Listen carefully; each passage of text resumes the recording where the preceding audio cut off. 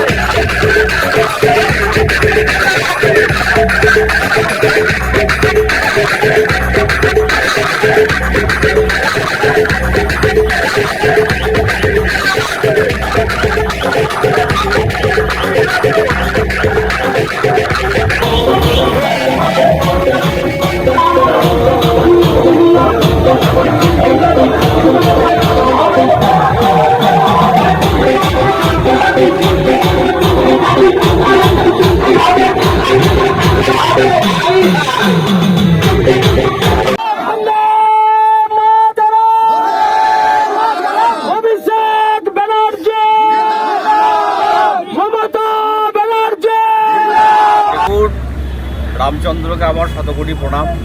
রামচন্দ্র আমাদের হৃদয়ে আছে। রামচন্দ্র আপামর ভারতবাসী, পশ্চিমবাংলার বাঙালিদের হৃদয়ে রয়েছে। নরেন্দ্র মোদী আজকে রাম মন্দির উদ্বোধন করছেন, আমরা সেটাকেও স্বাগত জানাই। রামচন্দ্র শুধু প্রধানমন্ত্রী নরেন্দ্র মোদীর নয়, রামচন্দ্র হচ্ছে গোটা ভারতবর্ষের, ভারতের মানুষের। রামচন্দ্র একজন অবতার ছিলেন। তিনি এমন একজন অবতার ছিলেন যার রাজ্যে সমস্ত ধর্মের মানুষরা কিন্তু সুখে শান্তিতে বসবাস করতে পারত। আজকে যে রামচন্দ্রকে নিয়ে রাজনীতি করা হচ্ছে, সেই রাজনীতির বিরুদ্ধে আজকে মুখ্যমন্ত্রী মমতা বন্দ্যোপাধ্যায় বলেছেন যে আমাদের সম্প্রীতি মিছিল করতে। আমরা আজকে আমার খণ্ডঘোষ ব্লকে যে উপকৃত অঞ্চল আছে, সেই উপকৃত অঞ্চলের যে সমস্ত নেতৃত্বরা আছেন, আমার খণ্ডঘোষ ব্লকের 10টি অঞ্চলে যারা নেতৃত্ব আছে, অঞ্চল সভাপতিরা আছেন, প্রধানরা আছেন, তারা সকলে যেভাবে আজকে মিছিলকে সংগঠিত করার জন্য আজকে সহযোগিতা করেছেন এবং মিছিলে হেঁটেছেন, পা মিলিয়েছেন। আমার মায়েরা এটা বুঝেছেন যে রামচন্দ্র শুধুমাত্র বিজেপির কোনো দেবতা নয়, রামচন্দ্র হচ্ছে আজকে আপামর জনগণের দেবতা। সেই রামচন্দ্রকে নিয়ে যে রাজনীতি করছে বিজেপি, সেটা আজকে আমাদের ভারতবর্ষে পশ্চিমবাংলার মানুষ বুঝতে পেরেছেন। তাই আজকে আমরা যখন মিছিলে হেঁটেছি সেখানে দেখেছেন আমাদের পাশে ছিলেন ব্রাহ্মণ সম্প্রদায়ের মানুষ এবং তার পাশে ছিলেন আমাদের ইমাম সাহেব, যিনি হচ্ছেন সংখ্যালঘু সম্প্রদায়ের মানুষ। এইটা আমরা বার্তা দিতে চেয়েছি পশ্চিমবাংলা এবং আমার খণ্ডঘোষ ব্লকে, যে হিন্দু মুসলমানের মধ্যে কোনো ভেদাভেদ নেই। আমাদের ভারতবর্ষের সংবিধান বলেছেন যে বিভেদের মধ্যে ঐক্য রয়েছে। ভারতবর্ষ হচ্ছে একটা ধর্মনিরপেক্ষ রাষ্ট্র, সেখানে সেই রাষ্ট্রের সমস্ত ধর্মের মানুষরা সকলেই সুখে শান্তিতে যে কোনো ধর্মের মানুষ তার নিজের নিজের ধর্ম পালন করতে পারে। এখন এমন এক জায়গায় নিয়ে যাওয়া হচ্ছে যে আজকে ধরুন ভারতবর্ষে গোটা পৃথিবীতে তৃতীয় স্থানে রয়েছে মুসলমান সম্প্রদায়ের মানুষ বসবাসকারীর ক্ষেত্রে আমাদের ভারতবর্ষে। সেই মুসলিম সম্প্রদায়ের উপরে যেভাবে আজকে ন্যক্কারজনক ঘটনা ঘটানোর চেষ্টা চলছে গোটা ভারতবর্ষ জুড়ে, যে সম্প্রদায় দাঙ্গা লাগানোর চেষ্টা চলছে, তার বিরুদ্ধে মুখ্যমন্ত্রী মমতা বন্দ্যোপাধ্যায় রুখে দাঁড়ানোর জন্য আজকে সম্প্রীতি মিছিল তৈরি করতে বলেছেন। ধর্ম এমন একটা জিনিস যে ধর্মকে নিয়ে যারা রাজনীতি করে, যে ধর্মেতে বলে আমার ধর্মই শ্রেষ্ঠ, যে বলে আমার অবতারই শ্রেষ্ঠ, সেই ধর্মের যে বলে সে কিন্তু কিছু জানে না।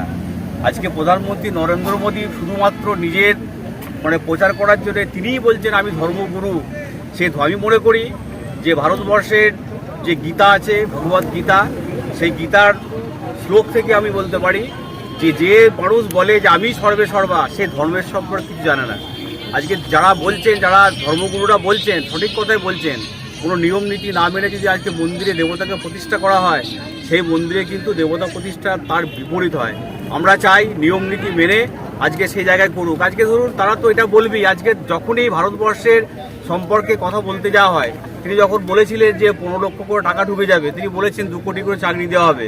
যখনই এই প্রশ্ন করা হচ্ছে, এই প্রশ্ন থেকে মানুষের মোটিভটাকে ঘুরিয়ে দেওয়ার জন্যে আজকে ধর্মীয় উন্মাদনা তৈরি করে আজকে 2024 সালে যে লোকসভা নির্বাচন, সেই লোকসভা নির্বাচনে বৈতরণী প্রেরণের জন্য তিনি আজকে কৌশল অবলম্বন করেছেন। আমরা জানি যে আমাদের পশ্চিমবাংলায় মমতা বন্দ্যোপাধ্যায় যে শক্তের ভিতের উপরে সংগঠনকে দাঁড় করাইছে, আমাদের পশ্চিমবাংলা থেকে একটা আসনও আজকে বিজেপি পাবে না। সব আসনগুলি 42 তৃণমূল কংগ্রেস পাবে।